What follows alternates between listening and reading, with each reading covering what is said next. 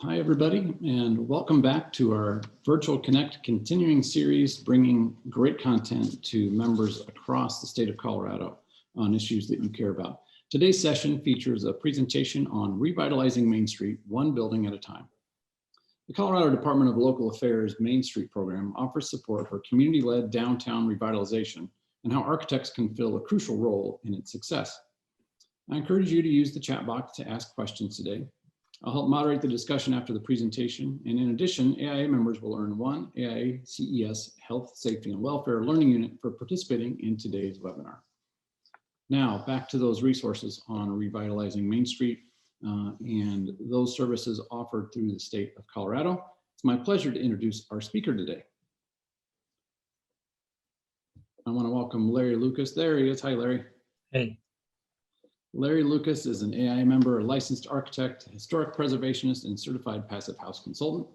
He currently serves as the Main Street architect for the Colorado Main Street program and has over 10 years of experience working with Main Street property owners and grassroots community groups with a unique insight into community-wide sustainable development.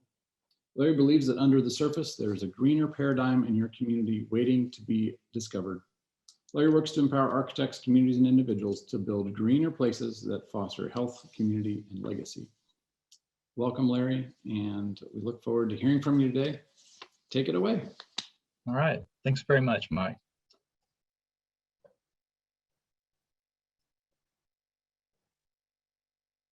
All right. Well, thank you, everybody, for being here today.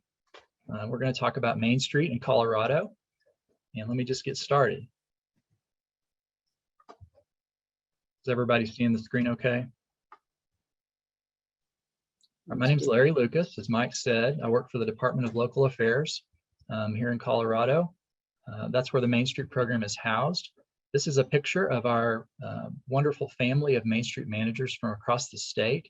And I say family probably with emphasis here because we really are a group that cares about downtowns, and especially them. They're the boots on the ground. They're actually working with community members day in and day out to make sure that their downtown is advancing and improving. This is where we're at nationally with Main Street America, which Colorado is a coordinating program in Main Street America. All the colored states are actually do have coordinating programs. The gray ones do not. So you can see that the program has really grown. Gosh, since I've been with Main Street for 10 years now, this has really filled in. So it's really cool to see it becoming a larger national movement. Here is an almost up-to-date map of our communities in Colorado. I say almost because we've been getting a lot of affiliate communities joining us lately. We do have 41 affiliates. They receive resources from our program, but they are not under an MOU with the town and between the town and DOLA so that we can provide services to them. There are 22 official communities right now. You'll see those with stars on the map. So what's Main Street all about anyway? So Main Street began in the 1980s. It was established under the National Trust for Historic Preservation, actually established the organization, and they developed an approach that they call the Main Street 4-point approach. And essentially it breaks things down into these 4 pillars. You know, organization is helping make a foundation for the program, building partnerships and community involvement. Design is essentially trying to enhance the physical assets in the historic commercial district. Economic vitality is essentially that. It's about helping develop incentives and capital for private business owners and really just infusing the local economy and making it a great place to shop again.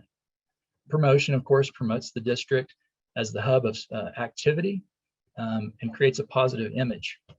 These all do work together. It's been proven in over 2,000 different communities across the United States. This strategy can work.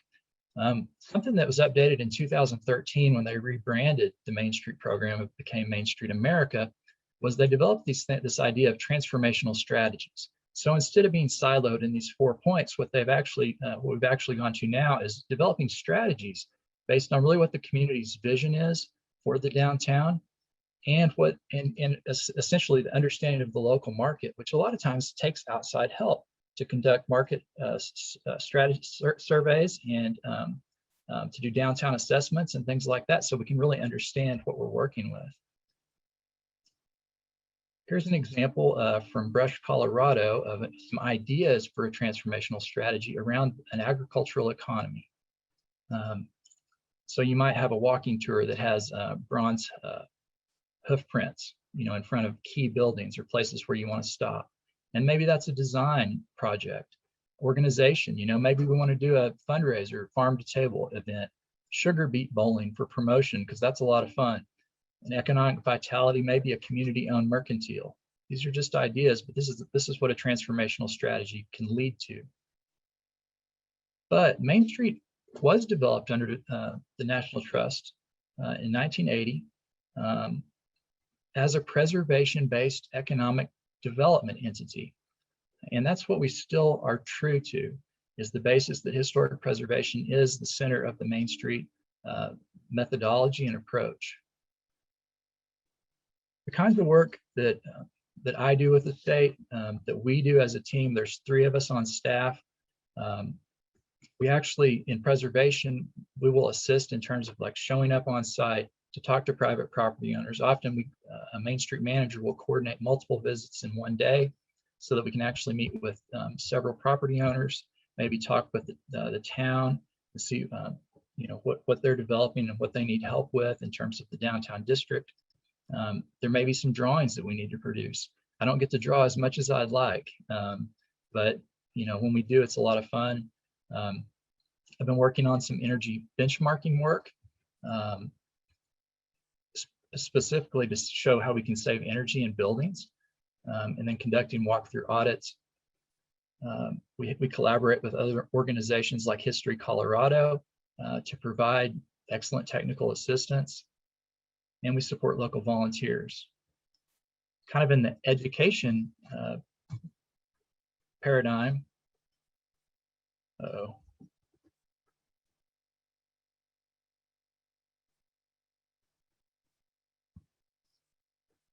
Sorry, I think I might have lost you for a minute there. You're good. We can hear you. Okay, sorry about that. No problem. For preservation education, we'll actually work with local HP commissions. Maybe we'll help conduct a walking tour, and then we'll develop resources that can advance preservation in the state. And then advocacy is another important part of the work we do with Main Street. And it's about really developing those partnerships across the state, working with key organizations, other people, developing these public-private partnerships locally, of course, statewide and even nationally, and then helping do things like help a local historic preservation commission develop, guidelines, codes, standards, things that they need help with to regulate preservation in their community. But all in all, it may be based on preservation, but it's more based on the community. These organizations don't make it without volunteers. There may be a paid manager on staff. We recommend it, but it's not a requirement to join the program and establish an MOU with DOLA.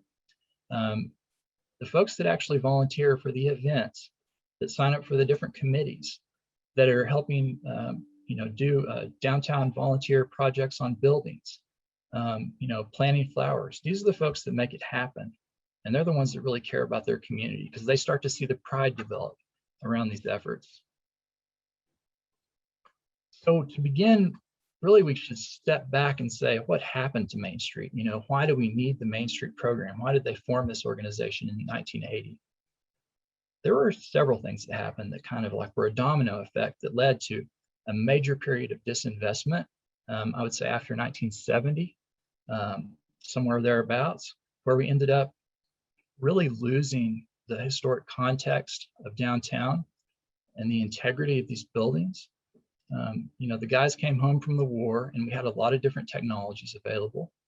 We had better cars, we had cheaper homes. And so folks started to move out away from downtown areas. They had, strip malls they could stop to on the way to their homes. They didn't need to come downtown on Saturday afternoon to take care of their shopping or buy shoes or whatever needed to happen. So we ended up spreading out. And sometimes, like in the movie Cars, you have to get off the interstate to find a really cool town, where interstates ended up bypassing a lot of communities and taking traffic off the state highways. So what did we end up with? Well, we have a lot of properties that really just are suffering in every town. No matter really how vibrant the main street is, there are properties that suffer from deferred maintenance, bad material choices, and then a lot of absentee ownership. That's due to a variety of things. Potentially a person passed on a property in a small town and the heirs actually don't live there. That happens quite a bit. Sometimes people have more properties than they can take care of. And I wanted to show you on the right, this is an architect's office. So I hope that's not what you guys are striving for. It's certainly not what I am. But you can see the wood paneling that's infilling the storefront window area where that should be mostly transparent. We have residential windows that just, are very tacky. Something to start with is talking about certified local governments in Colorado. So this, the ability to have a certified local government, which is something that essentially upholds the National Historic Preservation Act of 1966, is something that Colorado currently has a very strong program. In 1980, the national government amended it so that we could actually form and equip preservation commissions. We could have a historic preservation ordinance that was legally enforceable, so preservation with teeth whenever we want to have that in our downtowns and have those standards. And then also in Colorado, we can actually determine if we're a certified local government, the eligibility of certain properties for state historic commercial tax credits. So let's talk about eligibility a little bit. Essentially, designation of a property to be listed on the state or national registers or locally designated, which is really all you need for the state historic tax credit in Colorado, are based on a couple pillars. The property has to have very strong significance and strong integrity. If you look to the right, those are some of the things that we would weigh against to see how strong those columns are. So like if you have a really good design, everything's in shape, you'd have maybe a lot of integrity and significance would follow. Association and feeling, those may be like the inside of a space, like a great theater. Has that been divided up into smaller rooms? That would start to lack integrity and it loses its significance at the same time. So when we take too many of these things away, our eligibility or our ability to be designated on the federal, state, or local registers diminishes. And then we don't get to reap the benefits of historic tax credits and other incentive programs like grants. I want to talk a little bit about authenticity, because really it's one of the pillars and one of the ones that's probably the most important. You can see on the left a really nicely maintained historic street in Illinois. But on the right, you have a property that really could belong anywhere. And stylistically, they're going after the same thing. So somebody had seen a downtown property they liked and they thought, well, I'm going to make my building look like that. What is that all about? Why do we do this? Well, in Windsor, Colorado, there used to be a very nice vernacular constructed main street with typical storefront designs, sometimes with 2 stories above.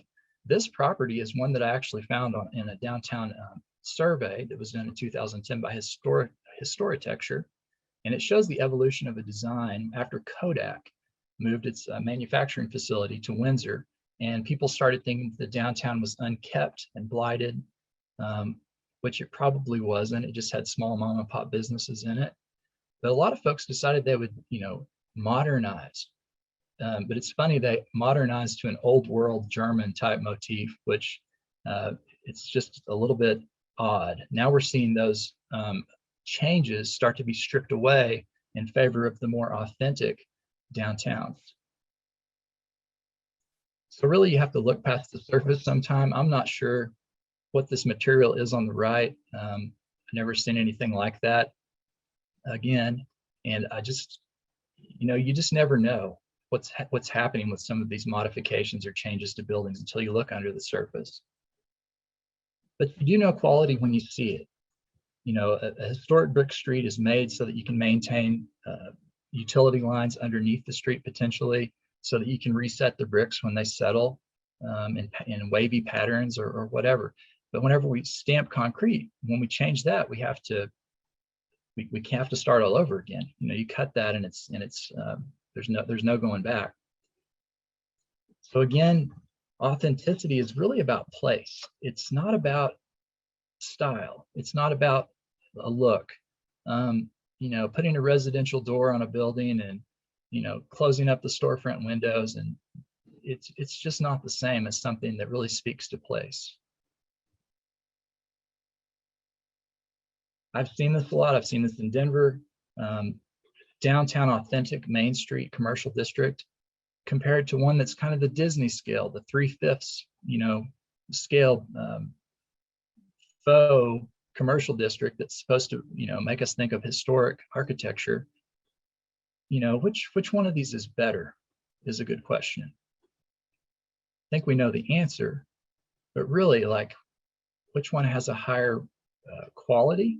Well, that we know the answer. So I wonder why we decide to design things that are essentially cheap replicas of original design.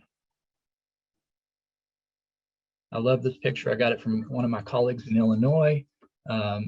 It's which one is better? Authenticity is something that we always should think about when we're dealing with historic preservation. So to be designated, there are these 3 levels. They're the National Register, the Colorado Register, and then locally designated properties. And generally that's if you have a CLG in Colorado.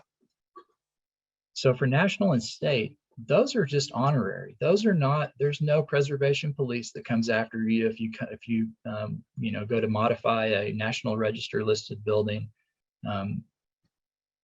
But being on the National Register qualifies you for certain tax incentives, like the 20% historic tax credit that you can claim. In Colorado, it's 35% if you're listed on the state register, which if you're listed on the National Register by proxy, you're listed also on the state register in Colorado.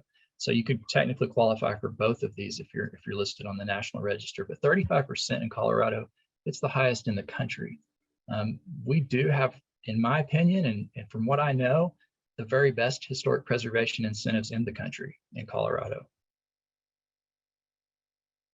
So how do we do this? How do we do good preservation work? Everything should really revolve around the Secretary of the Interior standards for rehabilitation, which is how we can fund some of this work, because this is what the tax credits refer to. This is the level of preservation.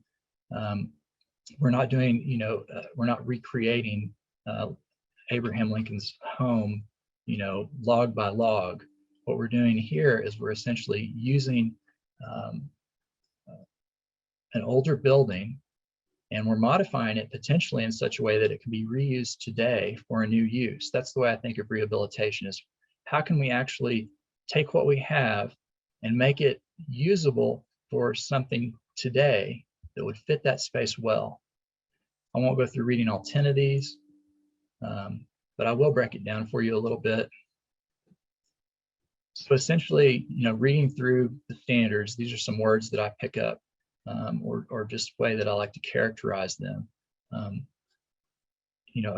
Keep acquired history, meaning if it's changed over time and it's a historic change, meaning it meets a certain age, usually 50 years, we want to maintain those.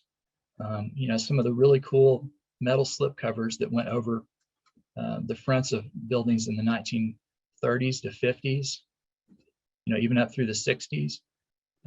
Those are actually historic now, where we may have a really cool old brick facade underneath. That's something that's definitely a discussion with the state History Colorado to decide if it could qualify for tax credits. Say if you removed that historic slipcover, maybe it's not historic, maybe it's not good integrity. Everything in preservation is kind of a it depends answer. can I do this every time? No, it depends on the property. So following this, essentially, it's a philosophy of the standards for rehabilitation. Obviously you don't create false history. You want to keep good craftsmanship examples. You want to match things or replace things in kind when you can. And you want to differentiate new construction. So if we're going to build today, we're going to put a new storefront in, we're not going to try to duplicate every single detail. If we're starting from scratch, we're going to probably use what we have today.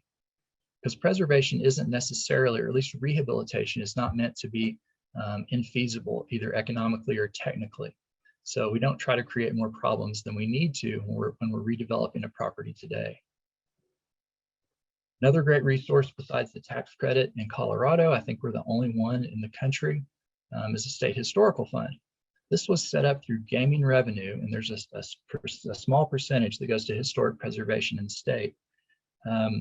Just over the years, I'm guessing about $9 million a year has been spent through grant projects on things such as rehabilitation of buildings, the acquisition of buildings, preservation education, which is actually how my position is funded. Survey and planning grants, which can include architects' construction drawings or engineering documents. It's really a wonderful resource. If you haven't visited their website, I would encourage you to do that. It's really pretty much your first stop when you're developing a capital stack for a historic preservation project. And I'll run through that a little bit at the end, but it is the first stop. Then again, the historic preservation tax credit, here's essentially what you need to do to claim it. The property has to be at least 50 years old and it has to produce income. So, it can't be a residential property. It needs to be listed on the state register or landmarked by a certified local government. There's that key again, giving Colorado municipalities local control. You have to be the owner or a tenant. In rural communities, you only have to have a 5-year lease signed in order to claim the tax credit, which I think is pretty awesome. Also, that if you're in a rural county, which is, I believe, less than 50,000 people, you can qualify for up to 35% tax credit. Again, this is the highest in the country. Almost all of our Main Street areas fall into this category. I think they all do. So it's a tremendous resource. This tax credit can be syndicated or sold after it's claimed after the end of a project when it's certified by the State Preservation Office. And so there's a way to essentially cover bridge loans and things like that you may need in redeveloping a property. And recently it's changed where you only need to spend $20,000 in order to trigger a substantial remodel of a property, which allows you to claim the tax credit. We like to spend as much as we can, though, when we can on these projects. Another great resource, and I encourage you, if you haven't visited the Technical Preservation Services website, to check it out. There's some really cool resources like preservation briefs and tech notes. The briefs, there's 50 of these, for example, and they cover everything from dealing with exterior paint problems on wood to removing graffiti, preservation of historic signs. I mean, it's a wide variety of things that you can actually research and study here. It will help you with your projects, though. And then they've actually jumped into sustainability pretty hard over the last 10 years, and there are good resources for that as well. Another resource I'm glad to get you, which is out of print, but it's a fantastic overview of Main Street design. It's a document called Keeping Up Appearances. It was published in 1995. It actually, page by page, unfolds the different aspects of downtown traditional design. And if you're interested in this, just hit me up for a copy. So what is traditional design? I think we know it when we see it. These are really two birds of the same feather. One just has all the accessories and the other one is just stock, right? But what happens to these? We dealt with authenticity a minute ago. Well, over the years, things have happened, people have moved out. maybe the upper floor is not used anymore. It's kind of for storage now. Nobody offices up there anymore or even lives up there. So we, and it gets a little bit hot, so we decided to put the air conditioner right over the doorway, which happens more often than you think, and you get dripped on. Or we decided we really want that old-timey kind of look, which is what people sometimes associate old buildings with, is this old-timey modern idea of what that means look. The wood shake shingle mansard awning is the key culprit of this. Also, you might have a lawyer that moves into town and decides he, essentially likes Greek architecture and, and again, these residential features like doors and windows. So that's what you'll see sometimes, is you'll see just really glaring problems with buildings that, if you just take a step back and reveal what's there, what's been there already, you end up with just a much better building. It's like it was supposed to be. Here's an example. Sorry for the blurry photo. This is in Oklahoma, in a town called Claremore. They have one of these mansard awnings that extends across multiple bays of a single building. The original storefronts were pretty much intact, but this awning was kind of hiding some details that they knew existed because there are these great historic transom windows behind it. So some good old guys got out there. They formed what's called a facade squad of local volunteers. And on a Saturday, they went downtown and they started removing the awning. Whenever the building was finished and the windows were restored, which are these really cool steel windows, the building looks a lot more like itself again. Here's a property in Hugo, Colorado. It was a bank building that had a very deeply recessed entry when it was built. Unfortunately, at some point in the not so recent past, they converted this into a commercial storefront, and they brought that all the way out to the front property line on the sidewalk. And then they had this really strange fiberglass. You can see the red transom area. It's like a fiberglass that's been painted, corrugated fiberglass. It just doesn't make sense. So, we're trying to rehab this property. They want to have natural daylight inside. Let's add some modern transom windows, aluminum storefront type windows up above the fairly historic storefronts. And that's one idea. Here's another building. This is in a Great American Main Street town, Kendall Whittier district in Tulsa, Oklahoma. Idea for essentially modernizing a mid-century building. Just changing materials a little bit was something that we felt would be still authentic to the design. Here's yet another building, just showing kind of what you end up with a lot of times. Up on the left, this historic or almost historic green metal welded awning. It was pretty hideous. So was the way they painted the building. So just uncovering the building really in this case and freshening it up was the best we can do. I mean, it's not going to qualify for any historic tax credits. This is a building that just needs a facelift. So sometimes that's what we have to go after, but let's use those same principles of, say, dividing our awnings over openings below, which would have been in the historic character of the district. Adding some exterior lighting is a nice modern touch. Working with signage is something that we can all do. There's window signage too that coordinates. You can't quite see it. Here's a project that's happening right now in Leadville. So next time you're up there, you might notice that the big porch awning up on the left is going to be gone. This is the 1950s remodel on the right. It had the Carrara glass. It had some actual enameled steel panels to the left over the secondary storefront.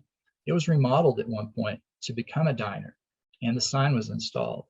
And it's just tremendous that these property owners are going to take this back to essentially what you're seeing in this more recent photo.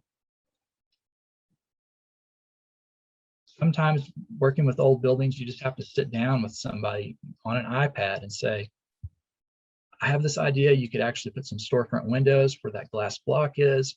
Let's match what you've already done with modern storefront glazing on the other side and just create a more open aspect to this corner.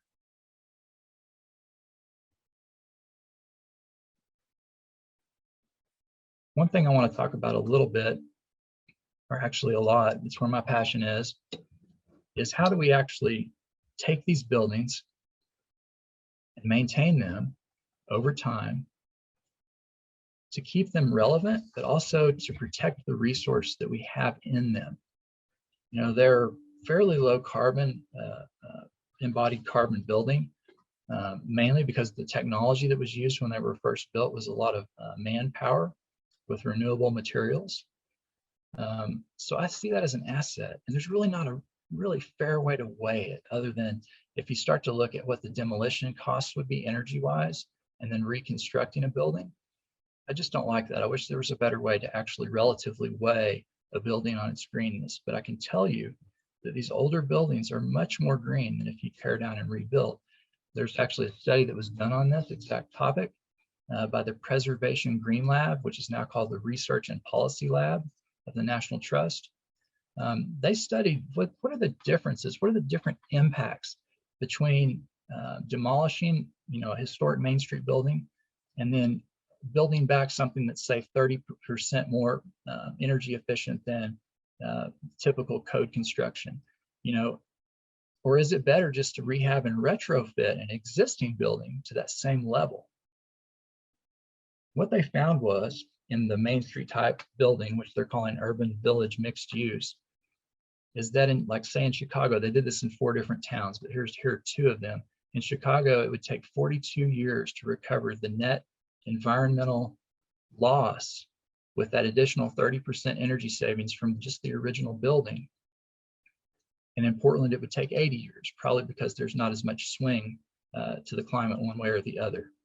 But this was all done as a life cycle analysis to the property. And they did actually do some pretty cool research. If you dig for this, it's called the greenest building. The research on the back end, the spreadsheets you can actually find, I believe, would kind of take your breath away to see that these older buildings are as green as they are. I guess I'll pause for a minute and just see if there are any questions. I know I'm kind of bouncing all over the place here. It's kind of hard to put all of Main Street in one bag. So could take a couple of questions, Mike, if there are any. Yeah, please pop in with a couple of questions right now. One that comes to mind here, well, just a comment. Appreciate your diplomatic assessment of some of these changes over time with these buildings. You're being gracious in describing a few of them, so appreciate that. But we had a really interesting bill in the legislature about building energy benchmarking, and it was really about trying to make sure that what we build in the future and what we occupy as tenants is as green as possible, as efficient as possible, isn't contributing to greenhouse gases and climate change. And we did bring the point to the table that sometimes these older buildings have a value in them that's beyond their utility cost. You know, it's not just a matter of weighing up your utility bills and quantifying them and saying it's efficient or not. And so that prompted me, your study that you referenced here just a couple slides ago is one we're going to bring to that conversation as they develop the rules for it. Yeah, go ahead. No, please go ahead. Yeah, I was just going to say that is one study that really changed my mind about how we can approach Main Street buildings as being they're already more energy efficient is one thing that we do know as well. Just because of the way that they're built with kind of their inherent qualities, like, you know, massive walls that are shared in a lot of cases. So that creates a condition it's called adiabatic, where there's a net zero loss or gain between properties. So if you think about these properties, let's say that a building is sandwiched between two other buildings, really you're only exposing, your foundation, roof, and two end walls that are relatively narrow compared to the other dimensions. So you have a lot of opportunity to really seal off, infiltration, to add some insulation if it's possible with historic materials inside, interior finishes inside. So the building is already very green, and the fact that it does save a lot of energy, but how do you make them even greener is something that I've actually been after for a while. And it's not rocket science here. I mean, these buildings, they're just big rectangular volumes. And so, you can't necessarily go in and insulate an on-grade foundation, for example. It's technically infeasible. It doesn't make sense. But we can add insulated roof decks to these buildings, which is maybe the single greatest thing you can do to contribute to energy savings. This is a poster that we worked on when I was in Oklahoma. And we start off by talking about, how these buildings are inherently very resilient. The original features like high ceilings and just a ceiling fan to either help with stratification of air. You open transom windows. You can create a cross cooling effect. A lot of times these buildings just have a big box fan that's mounted to the ceiling in the back to help move air through the interior space. You kind of have to look back a little bit and see how people were operating these buildings before they had things like central heat and air, because often those just wreck the interior of a property. I've seen these octopus systems that that go in on the first floor and they just run ductwork through the second floor so they can pop registers in the ceiling from above, and so then you don't have a usable second floor space. That's not the best example, but typically these properties have been hurt by modern technology. So moving on, you've got a pretty easy retrofit process. You guys are, I'm sure, familiar with this. This is what the EPA recommends, is that first of all, we want to improve the operations of the property. Can we automate some things? And so on. Then we want to reduce energy loads, which is everything from lighting, which is an easy win.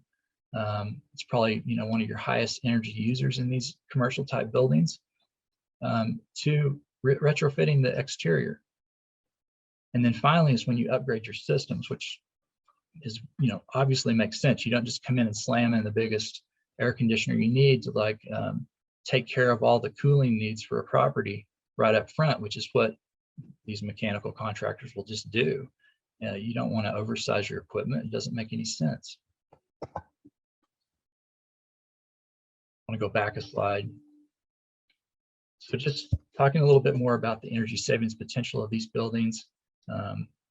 29% of all US commercial buildings were built before 1960. This is not Main Street buildings specifically. That ends up being about 5%. Main Street buildings, the type of building, uses about 5% of the total US energy though, which is interesting. Actually, I said that wrong. Before 1960, those buildings use about 5% of the total US energy. And in these properties, in Main Street type properties, you can save between 30 and 60% of utility bills, which is readily achievable.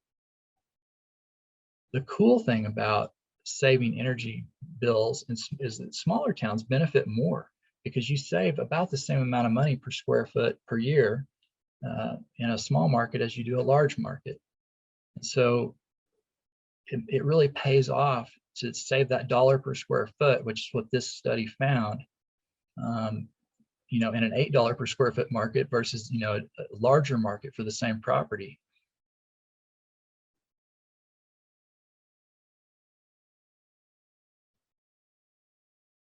So one thing that we've done recently, actually just this year, is we launched a new pilot project through Main Street and with two partners, the Colorado Energy Office and History Colorado, kind of bringing together, maybe for the first time, preservationists and energy efficiency gurus.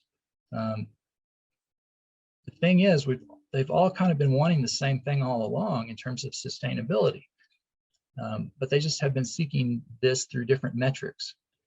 But the idea is that we want to save buildings here.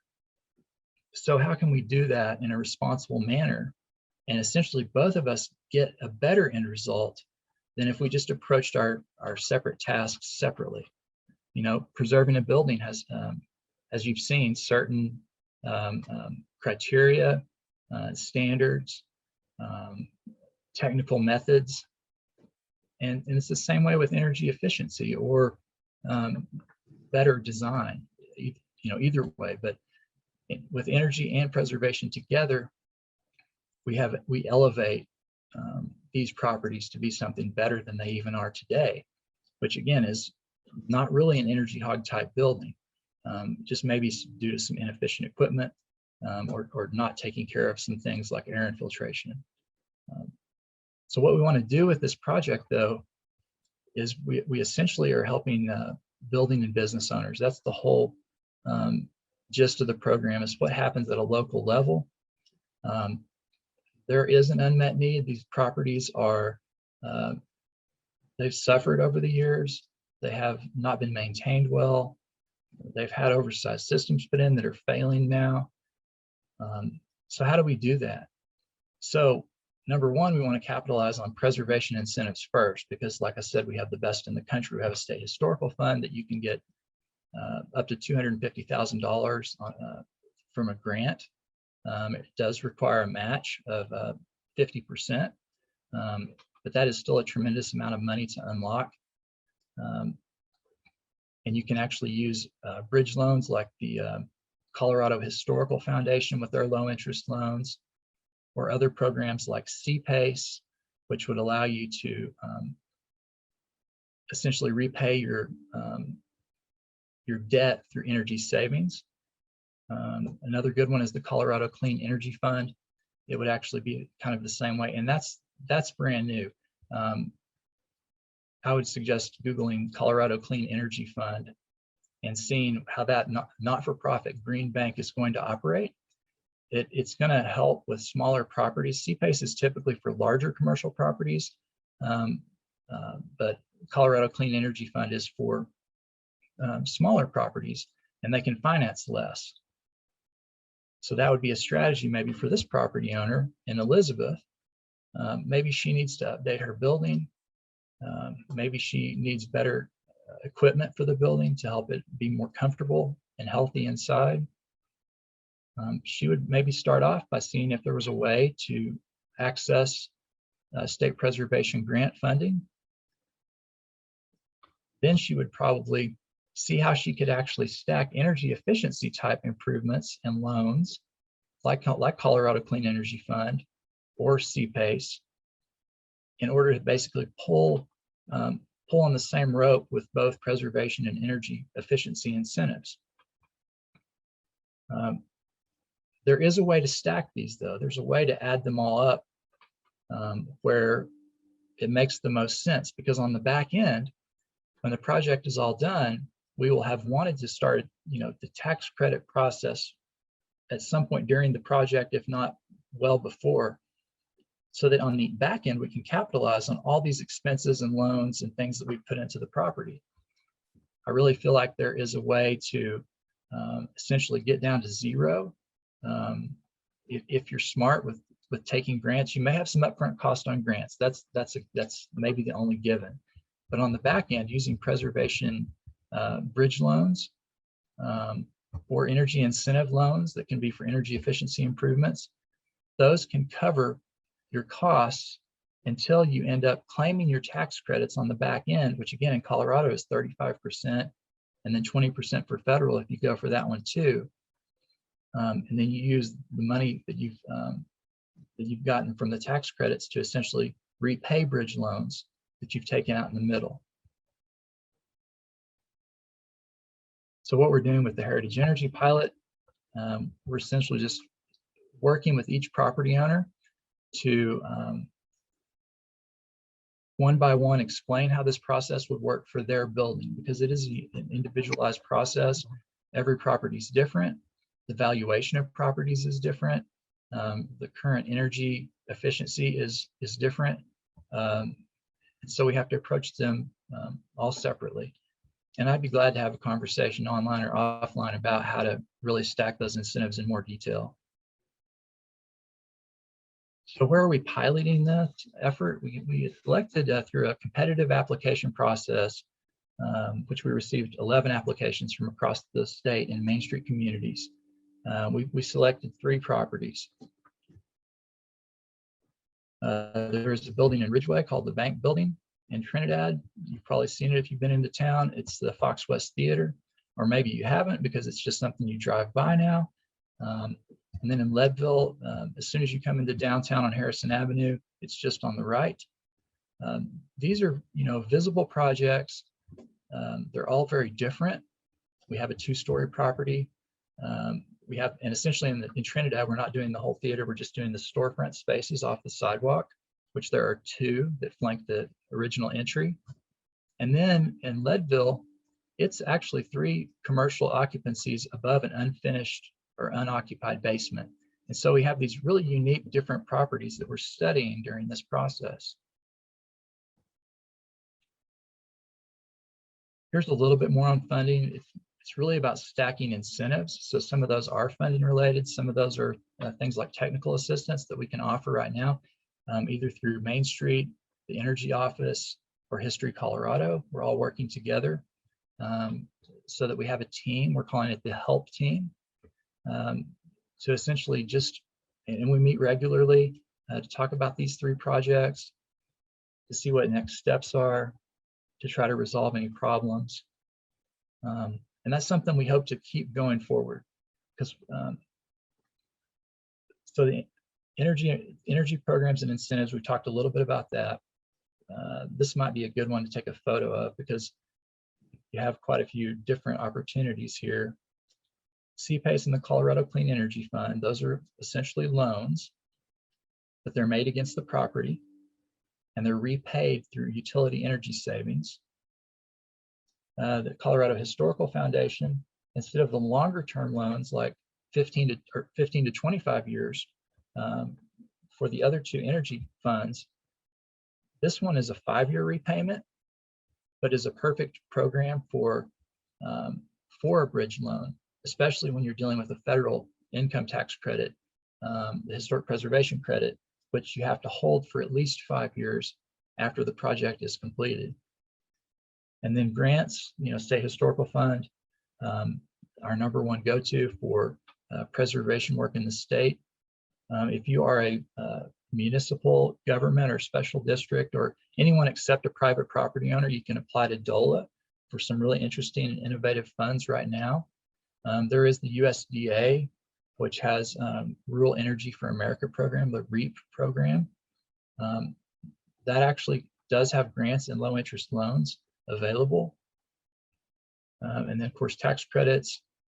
And I forgot to mention, so we do have a program right now that is actually, the applications have just gone out. It's open to anyone in the state. You can actually access between $10,000 and $150,000 for a standard project. Heritage Energy is working on a different stream of that, and there's a higher allocation because they were pre-vetted. But it's called Main Street Open for Business, and it's a new incentive program available through the Main Street office. It was reappropriated state budget money. My boss and the Main Street coordinator, she actually went multiple times to talk to the legislature or propose ideas to the legislature that would show that we could essentially do preservation of facades and energy efficiency work at the same time to yield a much better outcome for downtowns and create kind of like a catalytic reinvestment for properties through the whole downtown just by reinvesting in certain key properties. So those applications are actually open.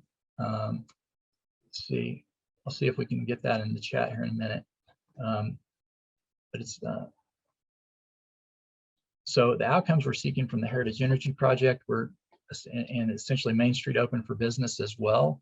The current grant opportunity is basically to make our buildings better, making them more comfortable, decreasing the expenses and bettering the bottom line, and just demonstrating a greenhouse gas emissions reduction, which is really the metric that we're all after in the state right now, is how do we do that? It's something that History Colorado is committed to. It's something the Energy Office is committed to. It's something we can do. And so, you know, I'm imagining long-term having a system of community governments and downtown microgrids that essentially can offset, you know, the energy required for a downtown district, you know, giving them special status, potentially some sort of a statewide exchange for energy credits. There are a lot of things that can happen between now and 2040 when the governor wants to be 100% renewable. And it's really just kind of exciting just to be part of that.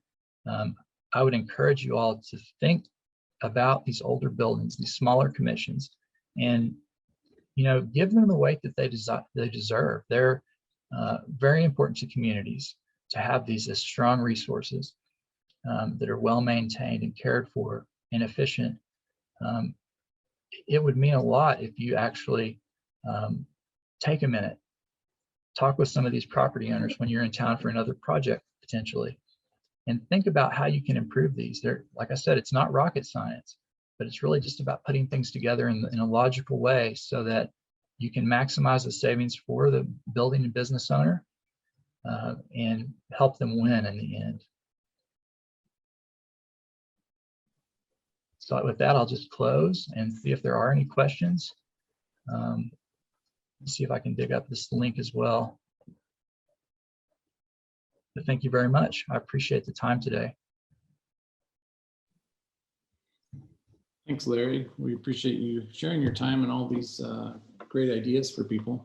We've got a question from an attendee that really dovetails nicely with your closing point on talking to property owners when you see places around the state.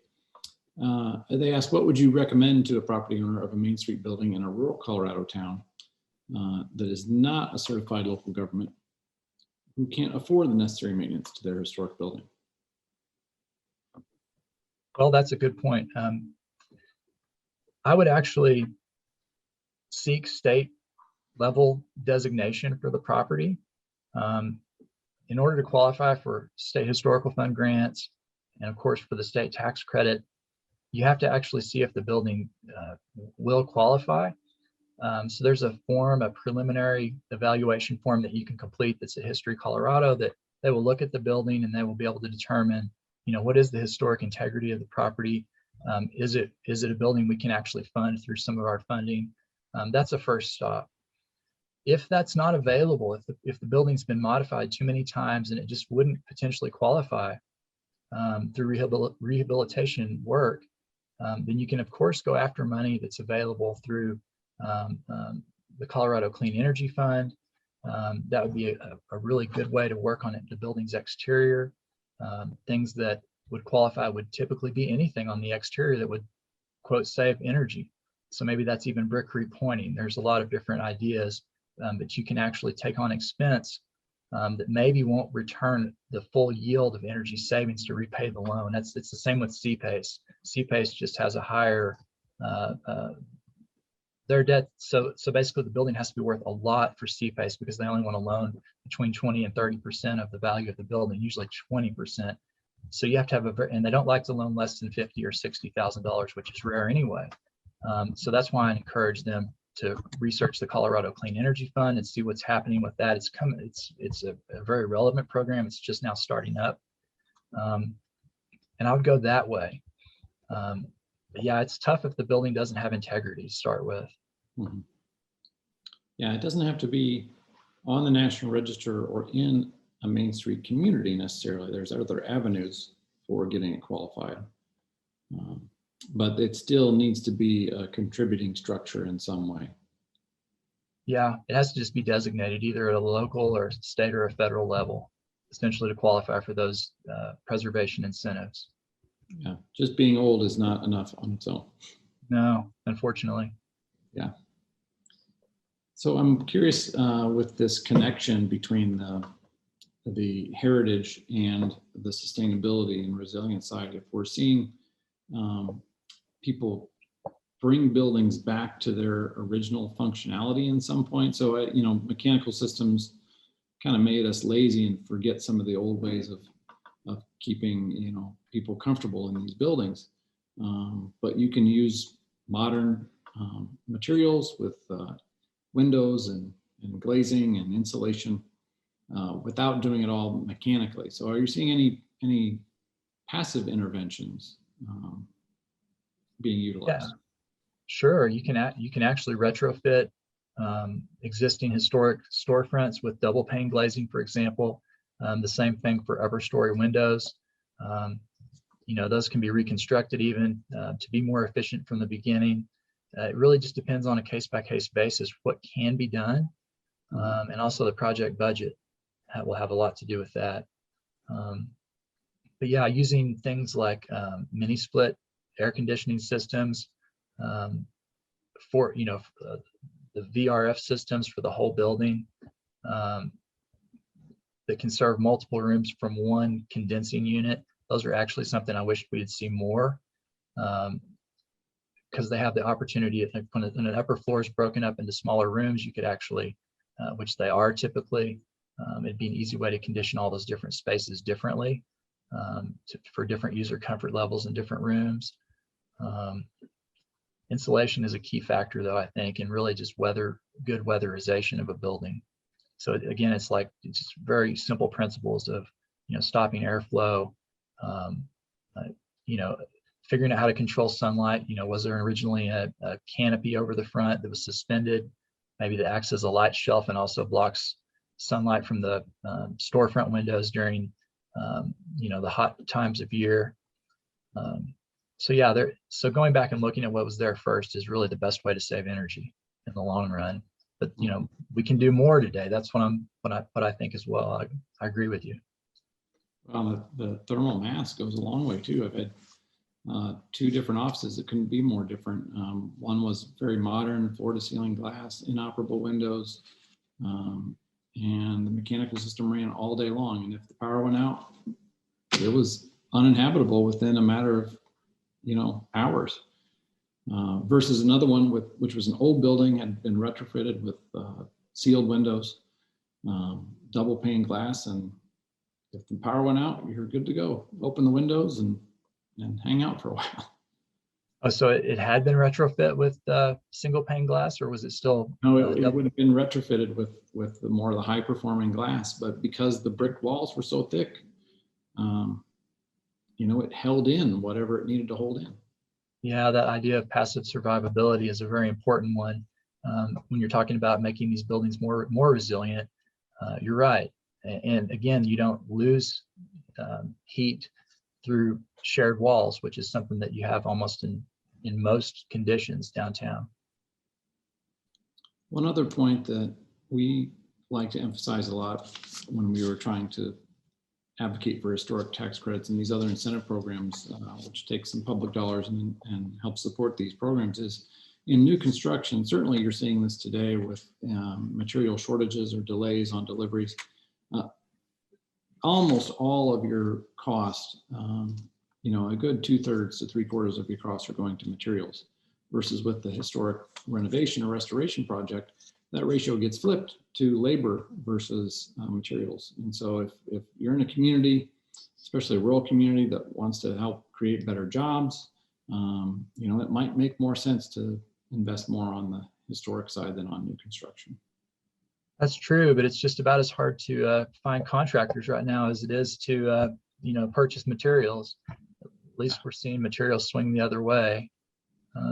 Yeah, everybody's busy in Colorado right now in downtowns, which is, it's great to see. Mm-hmm. Well, we'll let you have the last word for some closing thoughts before we wrap up. Sure. I just appreciate everybody coming. Sorry, this was bouncing all over the place. It's a difficult topic to cover all of Main Street design and preservation and energy efficiency work in one bubble. But you know, it can be done. I think that with, you know, modern preservation technology, the way that we're all pulling on the same rope between preservationists and energy efficiency people, we can end up with buildings that are much better knowing that they're already greener at the start. So, I just encourage you guys to look at these as cool commissions because they would be a lot of fun to work on. Yeah, and go out and get some commissions for yourself. You never know what happens when you walk in the door of a historic building when you're traveling the state and ask to see the owner and tell them how cool their old building is and if they need any help. That's right. That's all it takes usually is developing that relationship. Well, thanks again, Larry, for all the work you do and the historic preservation community here in Colorado, which is certainly a vibrant one compared to other states because of all the resources we bring to the table.